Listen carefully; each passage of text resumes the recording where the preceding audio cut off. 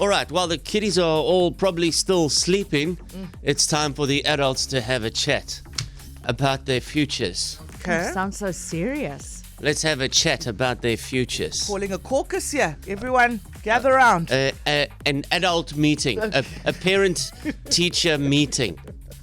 So I heard this very learned individual, professor, give a little bit of a talk. Okay, now bear in mind that this is American-based. But I want you to listen to it and tell me what you think. You will see that people who are excellent at school become mediocre in life because the thinking and the skill set is very different. So I said, if you can be excellent at both, wonderful. But I don't mind if you're mediocre in school, but you have no choice. You must excel in life. Excelling at school with excelling in life, there is no correlation, by the way. In fact, the majority of A-grade students end up working for the government. B-grade students end up working for corporations. C-grade students end up setting up enterprises. Because the C-grade students, they're good learners, but they don't like being forced to do things. So they're independent thinkers. So we want to cultivate independent thinking in our children. Otherwise, our children will work for the C-grade students to make the C-grade students rich. What do you think about that? Interesting. Sure. That actually makes a lot of sense. You know, I was having this discussion the other day with my wife after a parent-teacher end of term meeting, and I said, you know, is there any good reason why we only want A's? Well, what is the reason? Why do we only want A's and anything else? Oh, you better buck up here. Get your marks up. On the way home, I was saying to my wife, you know what?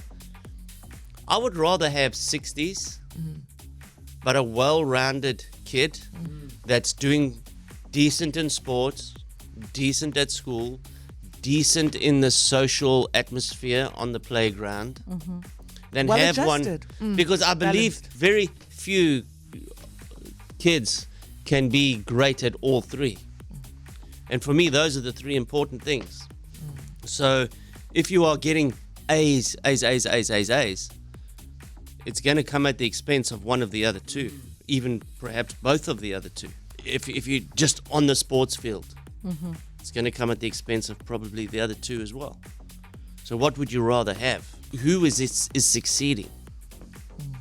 And then I try to look back and I go,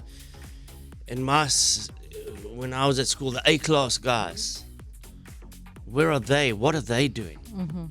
I have no answers for you. Aren't you in your old high school group? Go check in then. Yeah, I am, but we don't really... Talk work. no, Yeah. we don't. But I don't think that man is far off on what he said. And spot on when he says you can be mediocre in school, but don't be mediocre at life. And I think sometimes we look at schooling as everything. Meanwhile, it's just probably 18 Yeah. years of your life. You know, for me, it's not so much whether you are balanced at school, the social life, and the sport, but it's whether we can also have the conversation about how school doesn't necessarily cultivate the best for every child, you know? There are so many kids who have different strengths that the school environment doesn't necessarily, you know, celebrate or enhance, and they only find out later in life really what they're good at, what they're passionate about. Because obviously with the school system, there is a system, you know, Yeah. there is a syllabus that we all follow. But what I found is that when you reach kind of your early 20s, when you're a student outside of the school, high school, primary school environment is when you truly come into your own. You know? And it's sad that some people don't ever get there Yes. because they've been so demoralized at school thinking, I'm not the brightest. I'm not the brightest. Yeah. I'm not going to be a success. I've been told I'm a failure, capital F, Yeah. you know? For me, it's this. I have two kids, and obviously I want the best for them, as you, as a parent, want the best for your kids. We all do. That's default position, right? For me, personally, it's you don't have to be the best. You don't have to bring back A's. But I want you to want to be the best. So, you see what you know what I'm saying? You don't have to be the best, but are you doing your best? Yeah, but yes, that's one part of it. But I want you to want to be the best, because for me that instills you've won the battle. Then that instills a quality of hard work, striving to get to the best. You might never get there.